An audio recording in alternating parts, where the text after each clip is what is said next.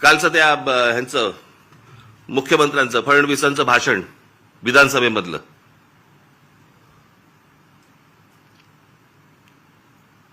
ते काय ते कुठला मिसिंग लिंक वरती म्हणे ते काय ते काय कोसळला, खांब कोसळला आणि पाणी सगळीकडनं येतंय, त्याचं म्हणे राजकारण करू नका. अरे वा,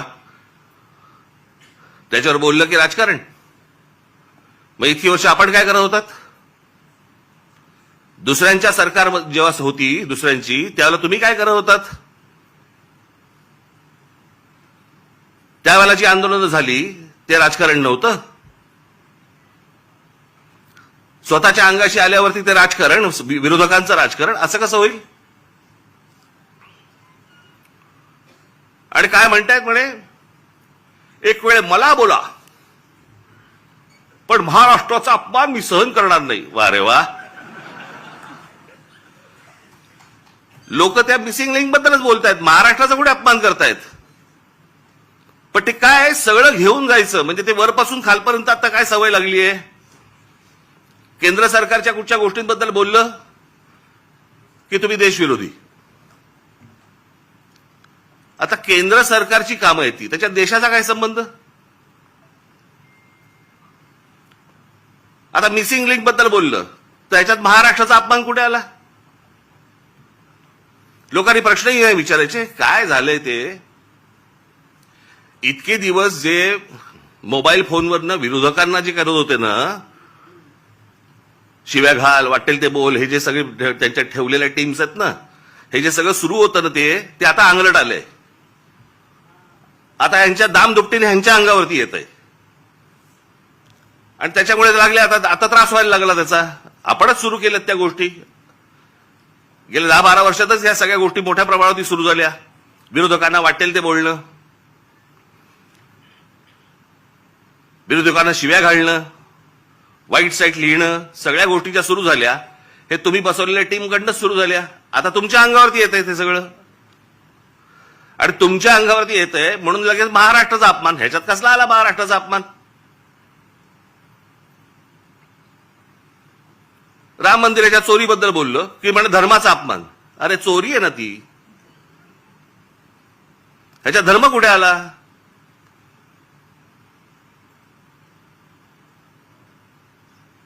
बरं, त्या मंदिराबद्दल आम्हालाही आस्था आहे, प्रत्येक हिंदूला आस्था असेल.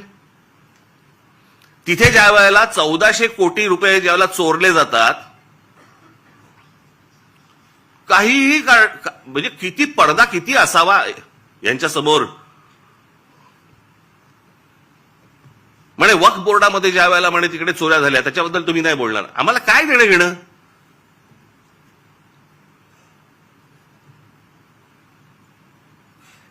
राम मंदिरामध्ये लोकांनी जे दानपेटीमध्ये टाकलं, जे श्रद्धेने त्या मंदिरासाठी दिलं, त्याची जर समजा चोरी होत असेल तर ह्याच्याबद्दल बोलणार नाही, बोलायचं नाही.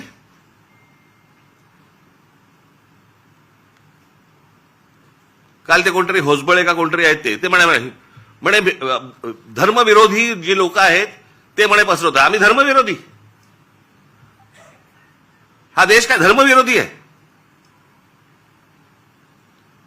तुमच्याकडे राम मंदिरामध्ये लोकांनी श्रद्धेने दिलेल्या गोष्टींची चोरी होते आणि हे सांगणारं कोण होतं?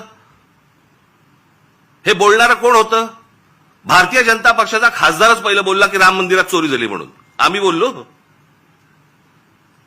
हा देश बोलला? इतर राजकीय पक्षाचे कोणी लोक होते ट्रस्टी म्हणून, तिथे ट्रस्टी कोण आहेत? 15 ट्रस्टी आहेत तिकडे. 15 ट्रस्टीपैकी त्यातले जवळपास 12 हे केंद्र सरकार नेमतं आणि त्या 12 पैकी केंद्र सरकारने जी नेमलेली माणसं आहेत ती RSSशी संबंधित आहेत, विश्व हिंदू परिषदेशी संबंधित आहेत, भाजपशीच संबंधित आहेत, बाकी कोणीच नाहीये. केंद्र सरकार आणि राज्य सरकार नेमलेले IAS अधिकारी आहेत. तिथे जर 1400 कोटी, आत्ता 1400 कोटीचा आकडा आलाय, मुळात कितीची चोरी झाली माहिती नाही आपल्याला.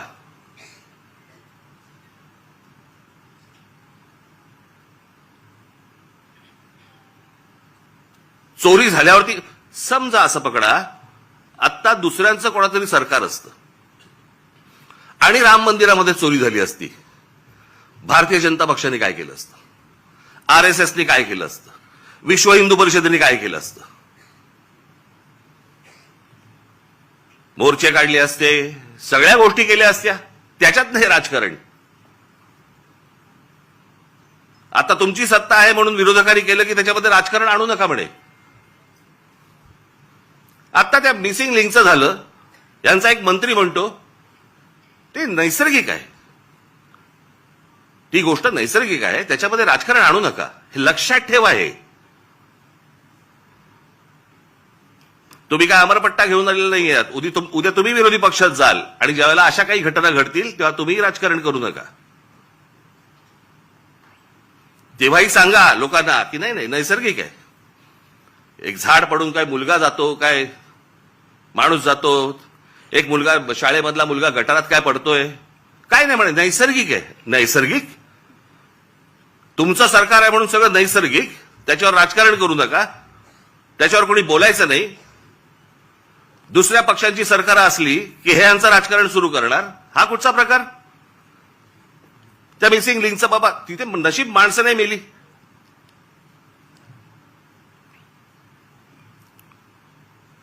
गंमत बघा, त्या मागे 2005 मुंबईमध्ये आला होता ना फ्लड, ते सगळं पाणी वगैरे तुंबलं होतं. 1000 मिलीमीटर पाऊस पडला होता, 1000 मिलीमीटर. काही 2-3 तासाच्या अंतरात त्याला मुंबईची ही हालत झाली होती. 1000 मिलीमीटर. आणि आता 300-350 मिलीमीटर पाऊस पडलाय. मुंबई तशीच तुंबलेलीच आहे.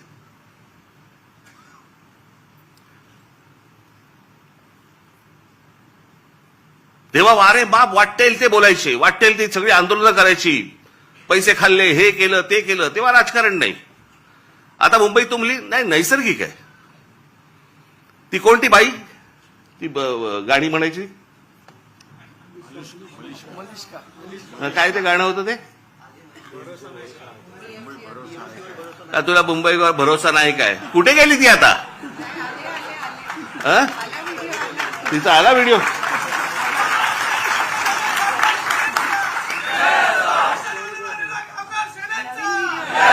नवीन व्हिडिओ आहे का, जुनाच टाकलाय? नवीन केला असेल तर चांगलं आहे, कोणाला पाहिलेली नाही ती. पण तेव्हा गात होती तेव्हा सुख घेतलं. आता दुसरे जेव्हा बोलायला लागले त्यावेळेला त्रास व्हायला लागला. आता मला दुसरं कळलं नाही, मला मुख्यमंत्र्यांचं विधानसभेतलं भाषण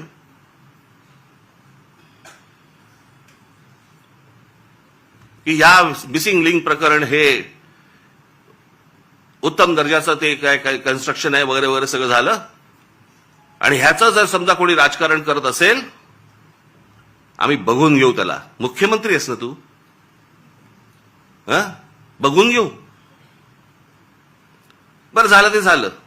पुढे वाक्य संपल्या हिंदीतून सुरू झाले. मिसिंग लिंक के बारे में अगर कोई राजनीति करे, कोणासाठी हिंदी बोललात? समोरचे आमदार मराठी, महाराष्ट्राची विधानसभा, महाराष्ट्राच्या विधानसभेमध्ये आमचा मुख्यमंत्री, महाराष्ट्राचा मुख्यमंत्री हिंदीत बोलतो. कशासाठी? कोणाला सांगायचं होतं? कदाचित आपल्याच पक्षातल्या वरच्या लोकांना सांगायचं असेल, बघून घेईन.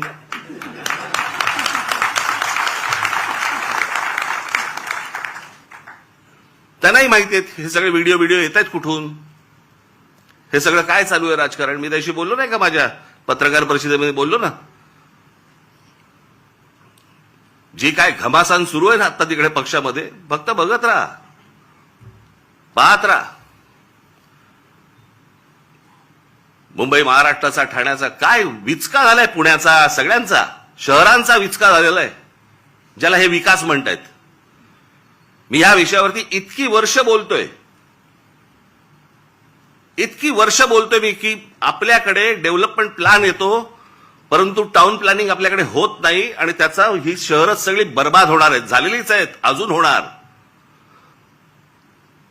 बघावं तिकडे सगळीकडे इमारती सगळ्या उभ्या राहत आहेत. माझी तर विनंती आहे मुख्यमंत्र्यांना, सगळी कन्स्ट्रक्शन एकदा बंद करून टाका.